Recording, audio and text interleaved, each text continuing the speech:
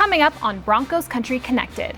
Cornerback Pat Surtain II joins me in studio to discuss his biggest takeaways from year one in the league and some of the goals he's set for himself now in year two. Then the Denver 7 crew dives into some of the key position battles which started this week as OTAs got underway. Finally, Andrew Mason helps us relive those glorious 4 seasons from 2012 to 2015 when the Sheriff was the Broncos signal caller.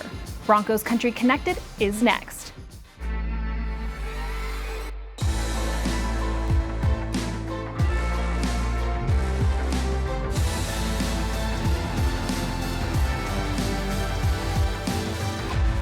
Thanks for joining us for another edition of Broncos Country Connected. I'm Alexis Perry alongside second-year cornerback Pat Surtain II.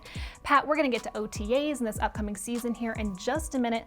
But first, now that you've had some time to reflect on your first season in the league, what did you learn most about yourself and your game? I learned a lot about myself during my rookie year, especially through the course of the weeks. Being a rookie year, sometimes you hit the rookie wall. It's just all about preparing and staying focused and staying dialed in. Just as I look back on my rookie year, I could see I made a lot of self-improvement throughout the year.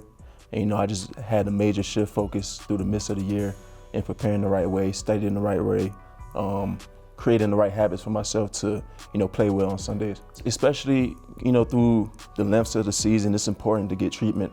Yep. I say like the first couple of weeks in the season, I wasn't so head on with getting treatment until I hit that wall where I was like, damn, my body aching, I'm feeling soreness. So staying on top of that, getting treatment and stuff, that was a major key and a major turnaround. So, what motivated you throughout your first season? Just seeing all the vets, especially in our position group, like with guys like Kareem, Justin, Darby, Kyle Fuller last year, Bryce Callahan, seeing those dudes last year, it's just, you could also learn a lot from them as well too. So, just creating the right habits by learning from them, I think it helped, my game even more. Well, you had a great year, 16 games played, 4 interceptions, and a touchdown, not to mention 14 passes defended. Thinking back, was there a particular play that really stands out to you as maybe one of your favorites? I'll say the pick six. We like that one too. Yeah, that was the most memorable one because after I got the first pick, they still was in the game kind of. And I say when that play happened, it sort of broke the lead a little bit. That was probably one of my favorite moments from last season. When the season ended on January 8th, what did your focus shift to? It was just working on getting better, but also taking a break from football. It's a long season. Some R&R. Yeah, it's a long, grueling season. So the main focus was getting my body right, but also like spending time that you wouldn't get throughout the season, like family time, being able to lay down, chill, do some of your favorite hobbies throughout the off season. So, my main focus was on that and, then getting into the training habits, getting stronger and faster, those things, right. Those vital pieces. Well, while you were relaxing with your family, George Payton was very busy, of course. He hired Coach Hackett, who hired an entire new staff. He also traded for Russell Wilson. So how did maybe some of the changes that were made this offseason really kind of impact the mindset that you brought into the training facility? Those moves impacted, the whole organization a lot. You could sense a fresh new aura, around the building, shift new energy, a new focus, new determination, new goals. So it's always good when you have a fresh new staff, fresh new faces, just to build in a different mantra, build in a different attitude. You could just tell the coach has shifted a little bit too. Yeah. We're bringing Russ in as well too. He's a great leader, a fantastic player, of course, but he could help this team shift things around. So, what is that mantra for people who aren't obviously in the building day in and day out? How would you describe it? Very competitive. Nice. Very competitive. We be going at it. You could tell just by the way how we come in each and every day, go to work, prepare, watch film, all those other things, So you could just tell it's a whole new shift, a whole new focus. And especially in our division, we got a new division, tough division. So yeah. Our competitiveness got to go up through the roof. So, it's just exciting to see fresh new faces, a new coaching staff, new players, of course, but you just see the energy and the culture change a little bit. Well, speaking of new coaches, Coach E, what is it about his coaching style and maybe some of the nuances of his scheme that makes you believe that he could take a great defense in 2021 and make it even better here this year? Yeah, his scheme is very versatile.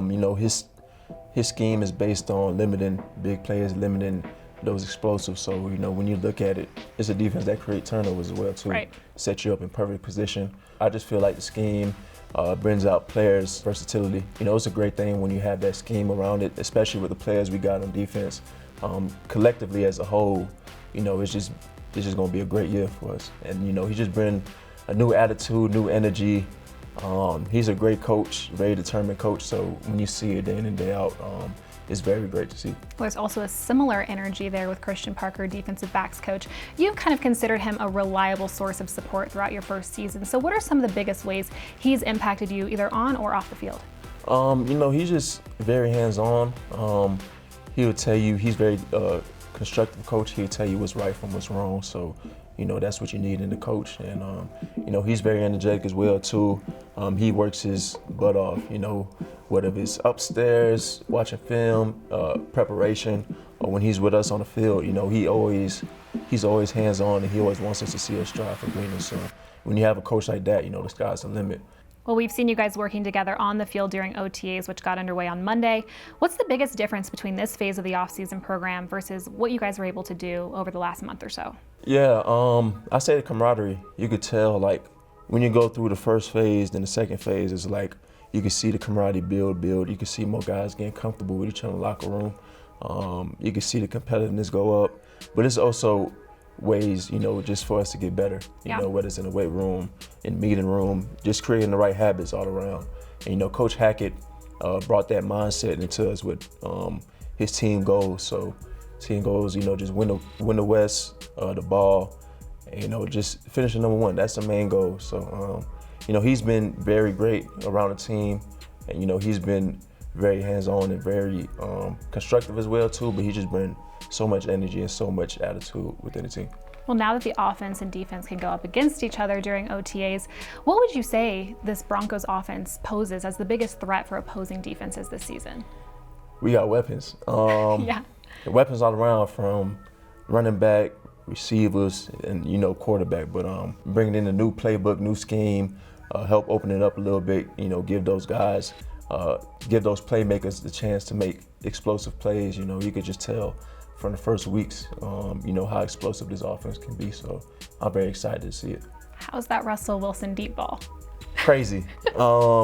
It's one that I probably never seen before, or if, you know, probably the best deep ball in the league. So his touch on the ball, you know, is just great. And, you know, just leading the receivers down the field, you can just tell that those explosive plays are going to be coming often. Yeah, glad to be on his team, right? Definitely. Yeah. What are some personal goals you have set for yourself this season? I say becoming a better leader on and off the field, creating the right habits, whether it's treatment, coming in the film room, you know, just striving to be better, you know, each and every week, and just preparing the right way, you know, just having that mindset, that aggressive mindset, you know, just coming in locked in, dialed in. So I feel like those the goals I have, and of course, going to the big game, Super Bowl. So we are looking forward to watching you continue to grow here in Denver. Thank you so much for the time. Thank you. Of course. Well, still to come here on Broncos Country Connected, the Denver 7 crew will take a deep dive into week 1 of OTAs and how the Russell Wilson effect can be felt throughout all 3 phases. Don't go anywhere. The greatest achievement for me would be my football career. One man anchored the greatest defense Denver has ever seen. Randy was a playmaker. Randy was very smart. Hear his story. I believe I was blessed with an athletic ability. Experience his career. That guy's absolutely a Hall of Famer. It's a travesty that he's not in. It just is. Randy Gradishar, the heart and soul of the Orange Crush. Premieres June 28th on Denver 7. Welcome back to Broncos Country Connected. With OTAs underway here at the UC Health Training Center, we're getting an early preview of some of the position battles that will be in full swing once training camp rolls around at the end of July. With more on the competition at a few key positions and what this week means for Russell Wilson and the Broncos offense, here's Lionel Bienvenu, Troy Rank, and Ryan Harris. Thanks, Alexis, and welcome to our Denver 7 segment brought to you by 1-800-GOT-JUNK. Ryan and Troy are back together for the first time in a few weeks, guys.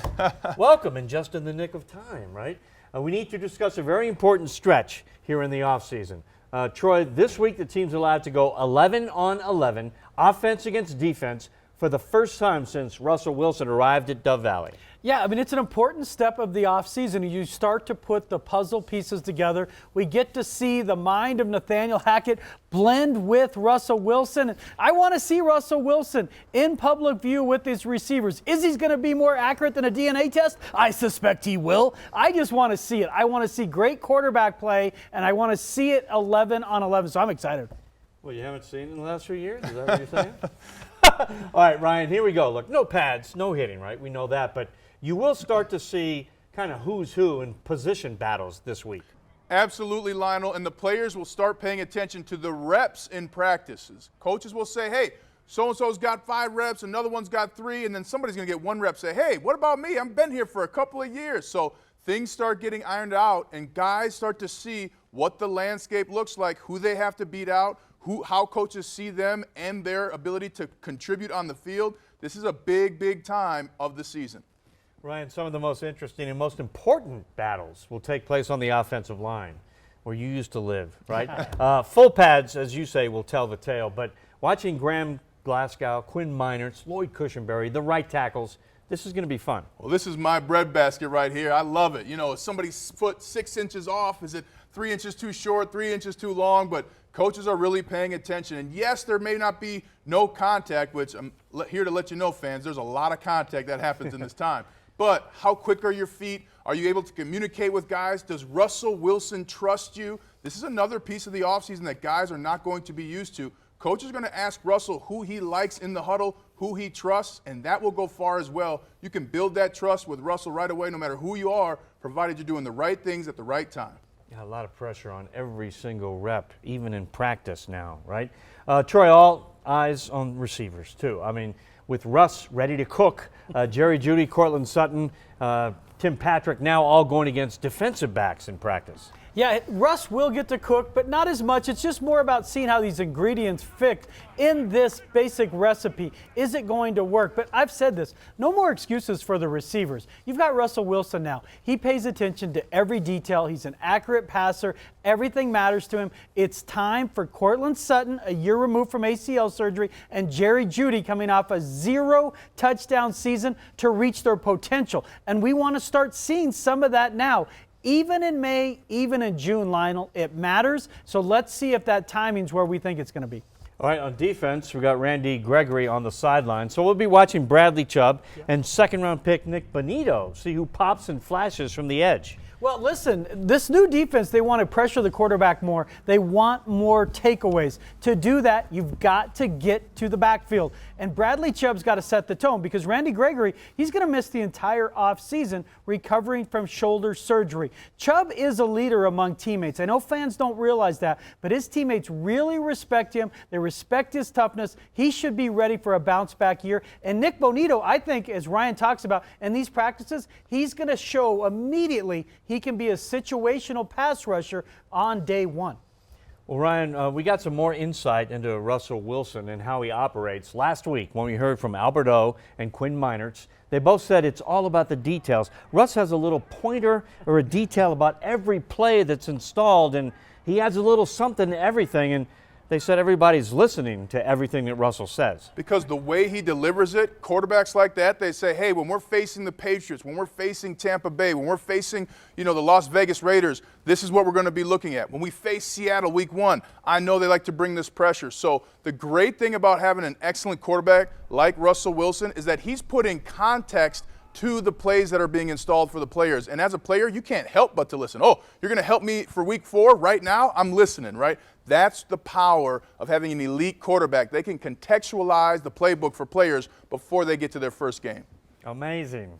All right, Ryan, this is also when it can get sort of intense in practice, right? You said even when there's no contact and no pads, there is contact and hitting. And there's also going to be trash talking when one side makes a big play over the other. Absolutely, and especially with veterans like Kareem Jackson and others.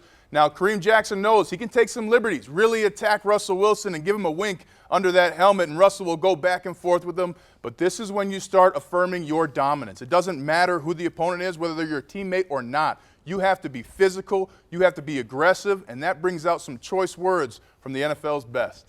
Justin Simmons was telling me the other day that he cannot wait for the challenge of going and rust against practice because it's going to make them better. It is a bit of a chess match, and this is a defense that has a lot of pride, Lionel. We talk so much about their offense this offseason. This defense believes they should be a reason they win, and Kareem Jackson is the soundtrack. I can't wait to see it. Looking forward to watching iron sharpen iron during OTAs and all throughout training camp. Thanks, guys. Coming up on the other side of the break, Andrew Mason helps us relive Peyton Manning's 4 unforgettable seasons here in Denver. You won't want to miss it. Broncos Country Connected is brought to you by Ford Trucks. Built better, built stronger, built Ford tough. He's the biggest prankster I ever run into in my life. Sometimes you felt like the butt of the jokes. He would unscrew the shower head. Spray an icy hot product into the undergarment. You start feeling this heat. I certainly said, no, that wasn't me. I didn't do that. Grabbed the snake real quick, held it up in his face, and I go, the prank's over? Pretty special time for me.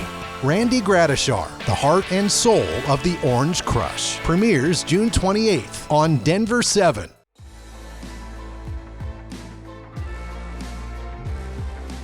Thanks for sticking with us for this final segment of Broncos Country Connected. The buzz surrounding the Denver Broncos since the signing of Russell Wilson can only be compared to the arrival of Denver's most recent Super Bowl winning signal caller, Peyton Manning. NFL historian Andrew Mason recounts Manning mania and the immense impact the Hall of Famer had on Broncos history. This is Broncos Icons. The buzz when Peyton arrived and walked into the Broncos team room for the press conference, it was almost like when a president walks in the room. You sit up a little straighter, right? And that's the moment when it's real. Peyton Manning is a Denver Bronco, a guy who's arguably the greatest quarterback to ever play the game. And you'd associate him with the Indianapolis Colts for all those years, and now all of a sudden he's here in Denver. You know, that was actually the last press conference that the late Pat Bowlen opened up as owner. He gave the opening statement to introduce Peyton Manning, and I think there's a lot of symbolism in that. Peyton is one of the best ever to play this game, and I feel very fortunate to have him here. There are plenty of pictures of Peyton and Pat and John Elway. You look back at that, you just feel like that's almost all Broncos history right there on that stage. 6-man pressure. Peyton throws homer and goes. Got Julius Thomas there. Thomas with the touchdown, and there's the record. Peyton Manning's 2013 season, it's the greatest single season we've ever seen a quarterback have. And for the Broncos offense, you could say it's the greatest season we've ever seen an offense have. And of course, Peyton's genius was being the rising tide that lifted all boats. It wasn't just him slinging it around. And you look around that offense and you look at the players. Julius Thomas has a career year. Eric Decker has a career year. Noshawn Moreno has a career year. Demaryius Thomas has one of his great seasons. Wes Welker catches a ton of passes as well. He brought out the best in all of those guys. And that's why you had not only Peyton breaking records, but the Broncos as a team on offense breaking records. 4-man rush again. Peyton bounces around, throws a deep ball. He wants Demaryius Thomas is there. DT's got it, a foot race. 15, 10, 5, touchdown Denver. And there's the touchdown that breaks the all-time record for the most points in a single season in NFL history. The dominance that Peyton Manning and the Broncos had, it shows especially against the AFC West. In his starts, the Broncos never lost to the Raiders. They only lost to the Chiefs once, and Peyton was injured, didn't make it to the end of that game. And they only lost to the Chargers once on Thursday night in 2013, and then a month later, they take the measure of the Chargers in the divisional round, so they get back for that. And that's where it all starts, the old cliche, okay, you got to win your division first. And everything for the Broncos started with dominating the teams that knew them best. Usually, familiarity makes teams closer when they play. That wasn't the case for Peyton Manning and the Broncos back in his time. Blitz on the way. Peyton rolls and throws. He wants Owen Daniels, who's go high, and Daniels makes the catch. Touchdown, Denver. The 2015 season for Peyton Manning was a gallant warrior hanging on and wringing the last that his body could give him physically. But the thing that he could still do was he could beat you with his mind, and then when it really mattered, he could turn it up and make things happen. Think back against Kansas City in week 2 when they're behind by 2 scores and Broncos go no huddle up tempo, and for that second half, it's the old Peyton. In Cleveland, when the Broncos are down, they're playing a horrible game, really, and he reaches back and he finds Emmanuel Sanders down the sideline for a strike, and you smile like, say, hey, the old guy's still got it. And then you get to the postseason when he's finally back in there after replacing Brock Osweiler in week 17, and he's beating opponents with his mind. He's beating them with a pre-snap adjustment that sets up Owen Daniels in a mismatch in the AFC Championship game. 2 touchdown catches for Owen Daniels because Peyton Manning set that up pre-snap. The body was betraying him, but the mind was still sharp. Probably sharper than it had ever been. And that was what allowed Peyton, even through a difficult year of injuries, to still be the man when the Broncos needed him. Facing a 4-man rush, looks right, throws right to Benny Fowler. Fowler with the diving catch, and the 2-point conversion is good. Peyton Manning's performance in Super Bowl 50 was the last drops of juice out of the orange, so to speak. To use a Seinfeldism, physically, Peyton's needle was left of the slash by the second half of Super Bowl 50, and you're just trying to kind of get this thing home, and they got every last drop out of what his body would allow him to do. There's a scripture reading, 2 Timothy 4:7. I have fought the good fight, and I have finished the race. I have kept the faith. Well, I've fought a good fight. I've finished my football race. And after 18 years, it's time. God bless all of you, and God bless football.